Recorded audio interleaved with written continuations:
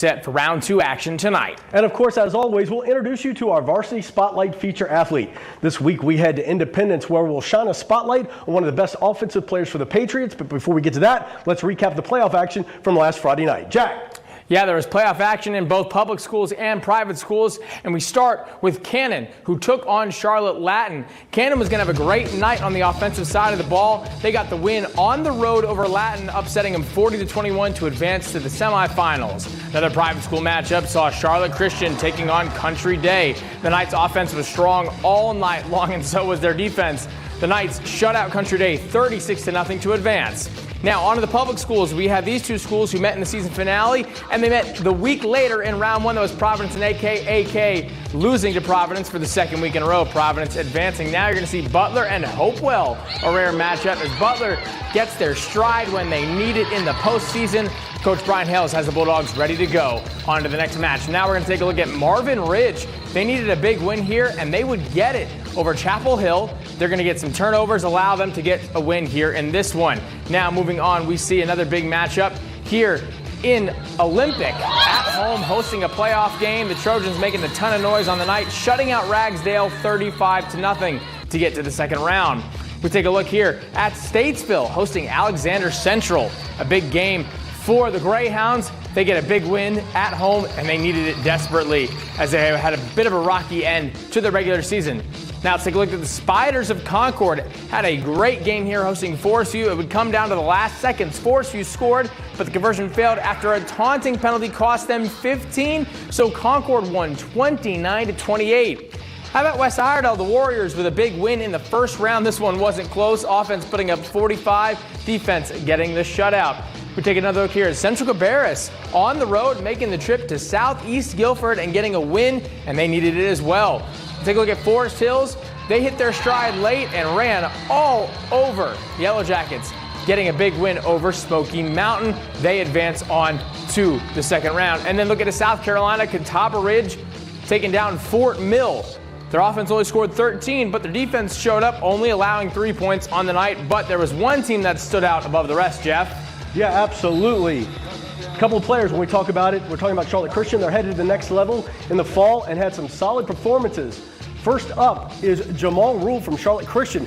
This young man had 3 touchdowns on the night for Charlotte Christian in their win over Country Day to help the Knights get to the NCISAA semifinals. He's headed to Nebraska to play for the Cornhuskers. Meanwhile, Vincent Rosen, who also plays for Charlotte, he is headed to Air Force in the fall. Rosen, a big night also against Country Day. The athlete had 1 touchdown grab on the offensive side of the ball. He also had an interception.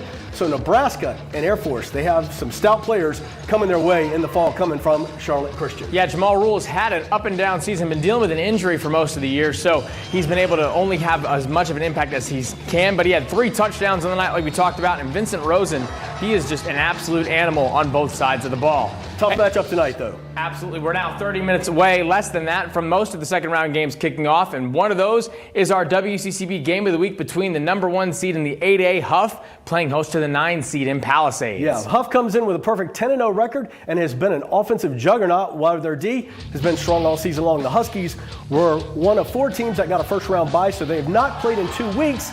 Sometimes that's really not a good thing, but I'm sure head coach Sean Baker will have his team more than ready to go. As for the visitors, Palisades, they come in with an 8-3 record after defeating South Meck in round 1, 35-32. The Pumas have won 3 in a row. It'll take a perfect game, however, for Palisades, all 3 phases, to pull the upset tonight against Huff. Yeah, but you talk about that bye, I think there is a really big chance for Palisades, Coach Jonathan Simmons, for him to get his guys right and to maybe pull off a trap game there. Huff had that week off, and it's going to be interesting to see, half the brackets did. Yeah, well, and this is the first year we've had the byes, correct? Mm-hmm, absolutely. So I'm a little curious to see how those top 4 seeds play out and having those byes. Sometimes that can hurt. Even more than 4. There's a lot of them that, as you get to 7A, 6A, a lot more byes. Now, of course, our WCCB game of the week is just one of the many solid matchups as we head into round 2 tonight. So let's take a look at some of those. First up, West Charlotte, the 2 seed, is currently hosting Providence, the 7 seed. Exactly. They pushed the game up to 6 o'clock. That's right. Yeah, we're not entirely sure why now. These 2 teams met at the beginning of the year. West Charlotte won that game 42-7. Providence coming in round 2 with that momentum. They got 2 in a row against Audrey Kell, so it's the first time playing a team that isn't the Knights in 2 weeks. But they're going to have a big matchup against the Lions. Yep. All right, another Providence for you. Providence Day will host Cannon. Providence Day continues their dominant play while Cannon came off a big win last Friday night on the road at Charlotte Latin. The two met earlier this year, the Chargers winning that one 55-21. Cannon, though, listen, you bring some momentum in, you can see what happens. Absolutely. Now, speaking of Latin, they're going to be, they're out of there, but speaking of Christian, they're going to be on the road at Raven Gap. It'll be the Knights' second trip down to Raven Gap. Two teams meeting back in October. The Eagles won that one over Charlotte Christian 41-28. And speaking of that, you saw Christian playing Myers Park there. Well, Myers Park is hosting Chambers. Now remember, Chambers head coach Captain Munnerlin was an assistant, the defensive backs coach at Myers Park before taking this job. So it's going to be pretty interesting. Myers Park had the bye. Chambers got a last-second 1-point win over Pinecrest to move on. So that's going to be a big game in this one. Yep, on to the 7A bracket where Mooresville will take on Butler. Mooresville is the 4 seed coming off a bye while Butler got a first-round win against Hopewell. This one might be tough, but head coach Brian Hales, we know him, he'll have Butler ready to go. On to the Southern Carolina Conference, a conference matchup. Weddington, the 2 seed, hosting Marvin Ridge. The Mavericks had a big win over Chapel Hill last week, so these two are very familiar with each other. Weddington shut Marvin Ridge out last time in October. So this is going to be one that you know the Mavericks want to win, but it's going to be easier said than done. Yep, now to the 6A. Sun Valley will host Olympic tonight. This is a 5 seed, 12 seed matchup. Sun Valley coming off a first-round bye. While Olympic continues to play solid football, the Trojans with a shutout win first round against Ragdale. Olympic, Jack, kind of quiet all season, just kind of hanging out, but they're playing some of the best football in our area. Yeah, they got their conference win. It'll be a Trojans versus Spartans to be a good one. Now, another team coming off a first round bye is Ashbrook, the Green Wave, the 3 seed, hosting the 14 seed in Statesville. Greyhounds riding some momentum. They got their business done in round 1, but Ashbrook firing on all cylinders, undefeated, the season they've wanted for the Green Wave, and I'm hard-pressed to see if anybody's going to be able to stop them, but Statesville could make a splash after taking down Alexander Central. Yep, 5A action tonight. We start with Crest High School. They're 2 coming off a first-round bye. Coming in Crest tonight, the Spiders of Concord High School. The Spiders, of course, we mentioned, got that crazy 1-point win last week in round 1. The Spiders hosted Forest View, who went for 2 late in the game. No good. Concord with a 29-28 win. Hey, they bring some momentum in. Absolutely. Now, lastly, a South Carolina playoff game tonight is Northwestern playing host to Catawba Ridge. Northwestern getting a bye. They're the 1 seed taking on Catawba Ridge, who got the win over Fort Mill. There was a lot of byes, and I spoke with some of the coaches, as we were out and about, to talk to them about what they thought about these byes, and it's interesting to hear some of their responses. Yeah, I mean, we'll see what happens. One of them, we mentioned West Charlotte. When they're taking on Providence tonight, and earlier this year they had no problem. I think it was a 42-7 ball game. But when you get to the playoffs, you come in with momentum, things can change up. We had a chance to talk to Coach Wesley Ward out at Providence. Here's what he had to say about tonight's matchup. With the game tonight, it's big-time game. Obviously, second-round game against West Charlotte, who's one of the top teams in the area. But we're excited to go play, man. Our team has rattled off 7 in a row. With 2 back-to-back wins over our rival, and so the amount of belief that's in our culture right now, the amount of belief within our kids, in our coaches, our parents, our school, everybody, it's at an extremely high level. And so when you get to that point, anything can happen, right? And I think the big thing for us is not to fear the name on the jersey, right? They've won a lot of games. They're state champions last year. And so if we can rid that fear factor and walk in with the confidence that we're supposed to have and that we can play with, we can make it a game. It's interesting. He mentioned, forget what's on the jersey. Yeah. I know they played them and it was, not good. But as we mentioned, anything can happen once you get to this point. And as we mentioned also, for everybody heading to that game at West Charlotte, it kicks off at 6 instead of 7, so a little earlier kickoff. Yeah, already happening right now. Right, exactly. Yeah, exactly. Sorry. Just going to run out there right after he's done with this. All right, now, coming up next, we'll head to Independence High School and shine our spotlight on one of the Patriots' most explosive offensive players. That's next.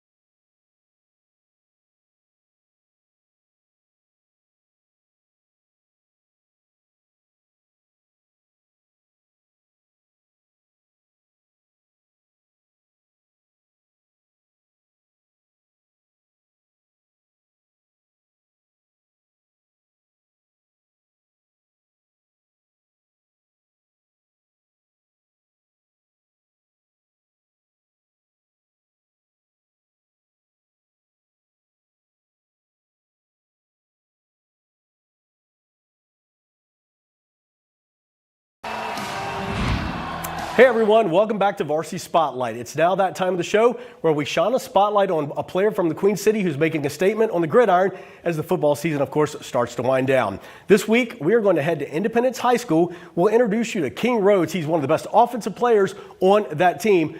Take a look. What's up? I'm King Rhodes. I'm 17 years old, wide receiver at Independence High School. So, you think King lives up to his name? I wouldn't tell him that. No, but yeah, no, he's one of them dudes for sure.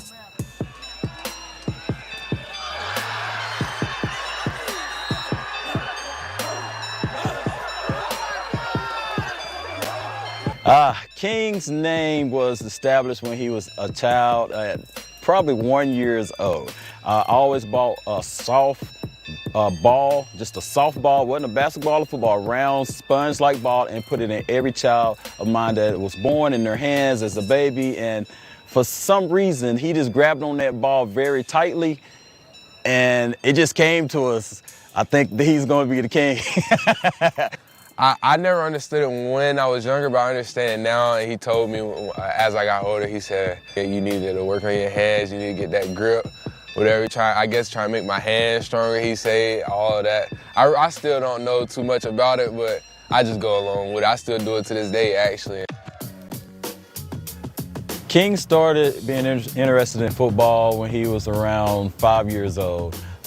Picked up a ball, passing around at the house, and then at the time I was coaching King. I enjoyed coaching him. I've been involved in sports for about 30 years, so I definitely had him along when we were having practices. So he kind of had no other choice but to be part of sports. The main thing about football that really got to me was the contact. It had to be the contact and be able to play in front of lots of people, having a lot of fun, hitting hard as you can, legally.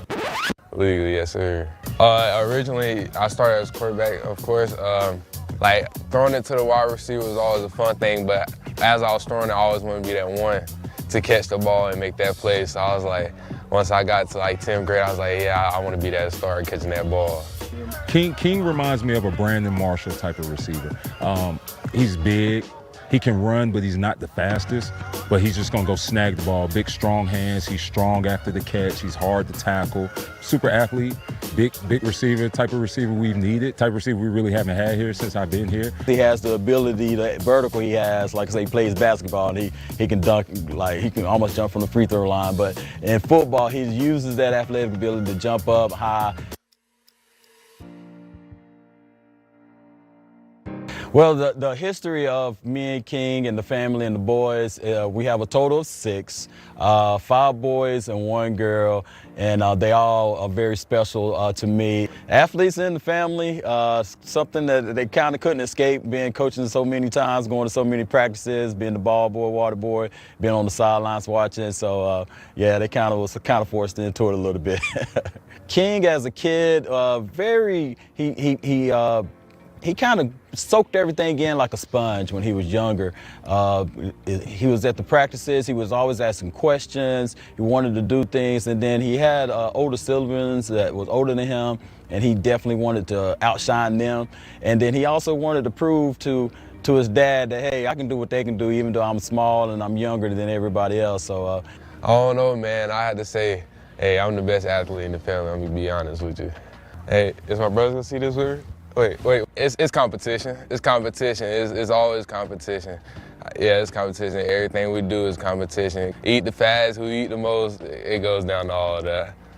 And it is very difficult at times, being a single dad, trying to raise 4 guys in the house, and they all athletic, they all play sports, they all eat. The appetites are very, very huge. I got a younger brother in 8th grade. Taller, bigger than me already, so he most definitely got to have a lot of food on that table for us. Just. All of them are 6 feet and up. Shoes are 13s and 14s and 12s. So the expenses just keep adding up and adding up, But I wouldn't trade it for the world. Very proud of that. For any father that's watching this, is very, very, you just can't put a price on the things that mentally has affected me personally and also affected my boys, and I can see into them. Just looking at King and seeing some of the other boys play, I mean, he's doing a great job, and I think it's a testament to who King is as well, too. And more power to his dad, because, you know, I'm kind of in a similar situation with my daughter who's out here. But yeah, more power to him, and, you know, hopefully we can see more of that where dads are always and more involved. Yeah, with my dad, yeah, he's a dog. He did a lot of sacrifices for us. I say that. He never stops. Like, we hit so many low points, and he keep on going. He's my role model. He's my hero. He's who I most definitely look up to 100%. King, man, just keep doing what you're doing. Keep working hard. Keep taking the leadership that your dad has given you and instilling in you, and sky's the limit. All right, King, this is from me to you, dad to son. Before I even get into the athletics, that is the most proudful thing that I can have, that you can give to me, is the respect and the honor of academics. Now, on the athletic side, I'm so proud of you, and I know that you have a bright future ahead of you because you do put your all in 110% at practice, getting to practice, leaving practice with your teammates, trying to be a team player, supporting the coaches, supporting your players, and also putting the work you need for your craft. I'm very proud of you. I'm not sure what else I can say to put into words because I'll probably be in tears, but love you, son. I'm King Rhodes, and this is my Varsity Spotlight.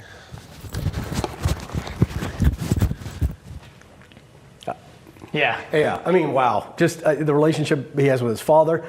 We know the coach, DJ McFadden, you know, that kid has a bright future. And just the story with having all the brothers, and they're all above 6 foot, Yeah. wearing size 13 shoes, it's just what a great story. And Coach McFadden there, you heard him talk about him as a receiver, but he also spoke about, you know, we know Independence, they're a run-heavy team. Right. With Jared Street, you know, they've got you know, their quarterback. Yeah, their running backs are all very, you know, prolific. So to have him still be able to shine, he had a 2-touchdown game against Mallard Creek in a game where they really needed a big one late in the season, and he put a stamp on that game. And now going into the playoffs, he's really starting to hit his stride. So it's been really good to see.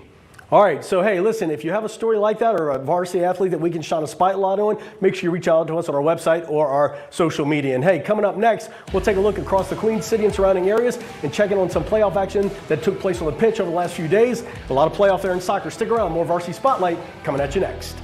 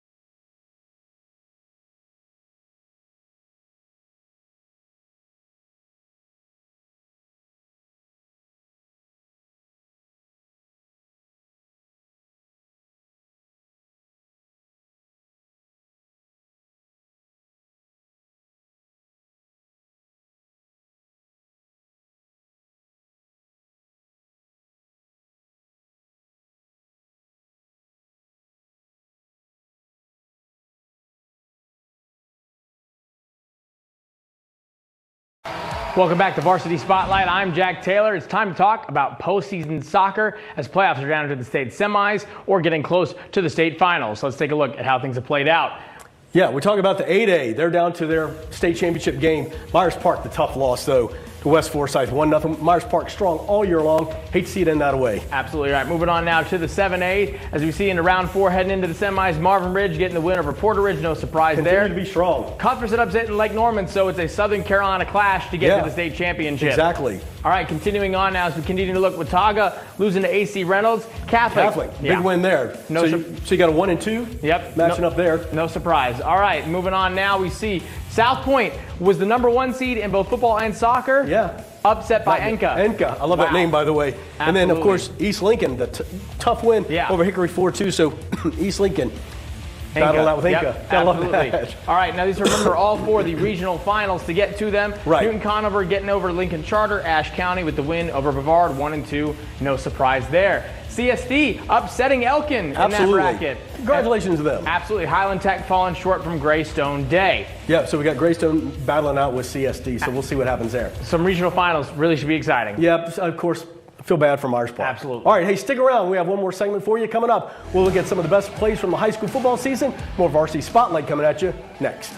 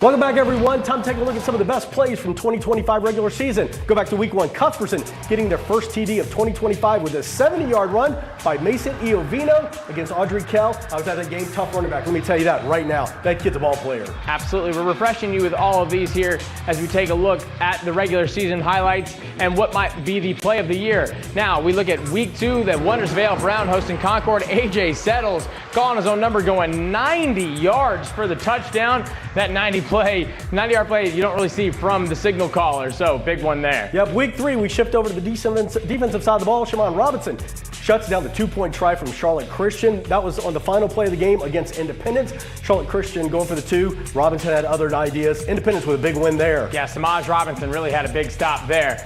Now, week 4, a historic night for Valentine Ridge. Ace Alexander making a nice grab in the back of the end zone to help give the Wolves their first win in school history. Someday, a trivia answer that could be right there. Absolutely. All right, to Olympic High School we go. Running back Bryce Dixon gets the handoff, and let me tell you what, this kid is fast. 60 yards down the sideline for the score. I'm telling you, that kid is fast. Keep an eye on him. Olympic would get the win over Cox Mill in that game right there. And let me tell you what, we mentioned him, Olympic. It's kind of crazy. They've been quiet. Watch them to make some noise tonight, maybe. Absolutely. All right, now, one of the craziest plays all season long, East Meck And the sloppy handoff here, ball hits the ground. Aiden Donnelly decides to pick it up, and he goes 90 yards for the score. Even though they didn't end up losing that game, look at the effort he puts in at the very end of the half. Nothing to lose, all the way down the other side of the ball. You see the coach loving it, losing it on the sideline. I thought they were just going to take a knee. That's why I'm down at this end of the field. Normally I'm trying to have the action come at me. I just didn't know. So there you go. Yep. All right, on we go. Palisades and Audrey Kell. Lincoln Wise of Palisades. He is going to get the swing pass, and he turns a short pass into a highlight. Watch him break some tackles, bulldozing defenders, and his team's win against AK. That is a tough catch and even a tougher run. All right, week 8, Charlotte Catholic up against Sun Valley. Zach Cullen breaking loose on a 63-yard run. Didn't score, but would ignite the offense. The Spartans would go on to win this big game on the road. He almost had it there. You can see he's more mad than anybody. He didn't get out there. Yep, week 9, Corvian Community School of Davidson. Tyler Johnson from CSD makes the catch, powers through the defense to somehow or another find it. His team, however, would lose a heartbreaker to Corvian. Now we had a couple others. These are some that were honorable mentions, but definitely still won. Concord and Salisbury. You saw Concord get a huge touchdown. We had the end of the year for Mooresville Lake Norman getting that game winner. Ashbrook had some plays too. They're all on our Twitter for y'all to check out. We're going to have you vote for the play of the year as we go on throughout the end of the postseason. Absolutely. All right, stick around. Our game of the week is next between Huff and Palisades. We'll see you at 10 o'clock on the Blitz with all of your round 2 highlights. We'll see you later tonight.